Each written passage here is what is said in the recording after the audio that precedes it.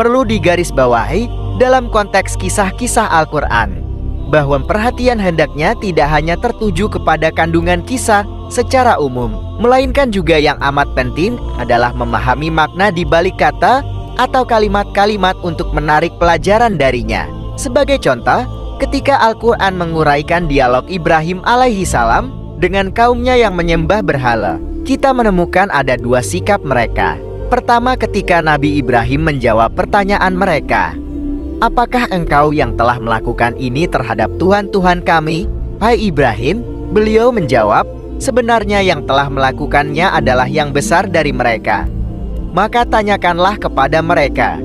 Jika mereka dapat berbicara, mendengar ucapan yang sangat logis ini, maka mereka kembali ke diri mereka sendiri, yakni berpikir dan sadar. Lalu mereka berkata, "Sesungguhnya kamu adalah orang-orang yang zalim, yakni bukan Ibrahim." Kemudian mereka bertunduk atas kepala mereka. Al-Quran Surah Al-Anbiya ayat 24-62. Tetapi ketika Ibrahim berucap, "Apa yang kamu sembah selain Allah?" Maka apakah kamu tidak memahami? Para menyembah berhala itu menyerukan, "Bakarlah dia dan belalah Tuhan-Tuhan kami." Al-Quran Surah Al-Anbiya ayat 68. Di balik kisah ini kita dapat menemukan pelajaran bahwa memaki tidak akan menghasilkan kecuali sikap antipati, sikap menjauh bukan menganiaya. Berbeda dengan memaparkan sesuatu dengan dalil dan bukti-bukti. Menyangkut kisah Fir'aun dan Nabi Musa, ditemukan bahwa salah satu sebab murka Tuhan terhadap Fir'aun adakah karena dia meremehkan atau menganiaya Bani Israel yang berbeda kepercayaan dan ras dengan Fir'aun dan masyarakat Mesir secara umum. Kita demikian jangan tidak pernah menengah keadilan, walaupun terhadap kaum lemah atau minoritas. Bahkan dalam ucapan binatang-binatang yang dikisahkan Al-Quran terhadap pelajaran yang sangat berharga. Ketika Nabi Sulaiman alaihi salam tidak menemukan burung hudhud dalam parade pasukannya, beliau akan mengancam menyiksanya.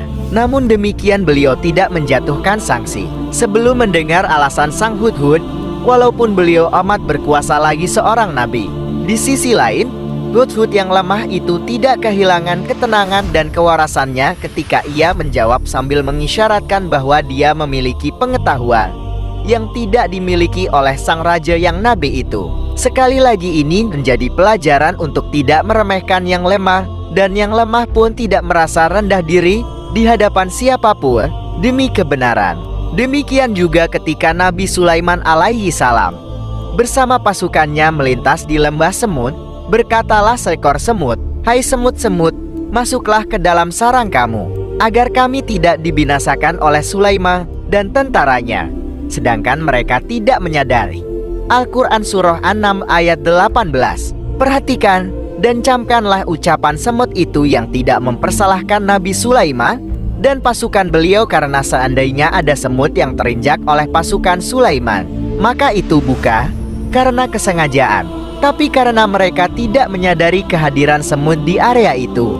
Akhirnya kita dapat berkesimpulan, banyak hal yang termaktub di balik aneka kisah atau sejarah yang diuraikan Al-Quran. Intinya, dalam peristiwa masa lampau terdapat pelajaran untuk masa kini dan masa datang. Tujuannya bukan sekedar memaparkan kejadian atau menguraikan kebenaran, melainkan yang tidak kurang pentingnya adalah merupakan petunjuk dan rahmat. Al-Quran bermaksud ketika menguraikan keruntuhan umat-umat yang lalu agar umat masa kini mengambil pelajaran dan pengalaman mereka, sehingga menghindari sebab-sebab keruntuhan itu, guna membangun masa depan yang melahirkan rahmat bagi semua. Kisah dan filsafat sejarah. Dengan penjelasan di atas kitanya dapat dikatakan bahwa Al-Quran dengan uraian-uraian tentang kisah dan sejarah yang dipaparkannya bermaksud agar manusia menemukan dan menjelaskan apa yang dinamai sementara pakar dewasa ini dengan filsafat sejarah.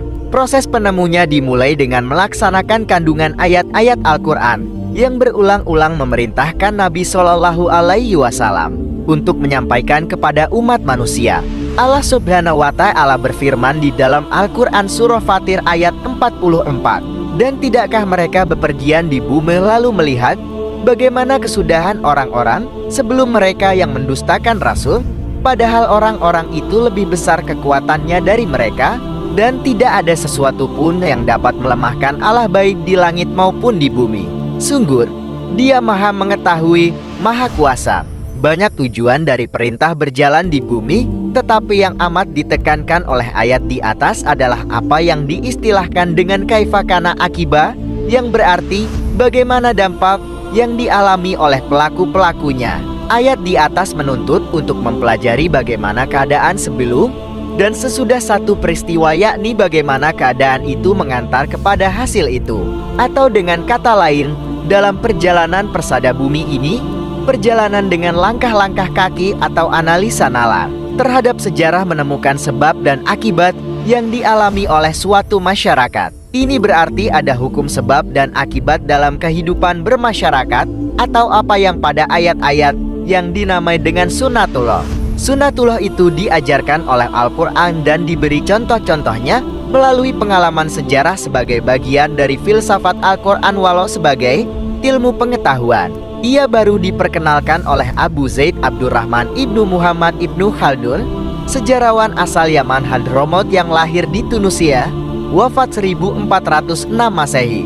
Beliau adalah ulama dan sejarawan yang menguasai logika dan mempelajari peristiwa-peristiwa masa lalu sambil berusaha menjawab kaifa pada ayat di atas, yakni beliau memperhatikan perjalanan sejarah dan pandangan sejarawan dan mengkritik sebagian mereka karena tidak menggunakan logika lurus ketika menukik aneka riwayat.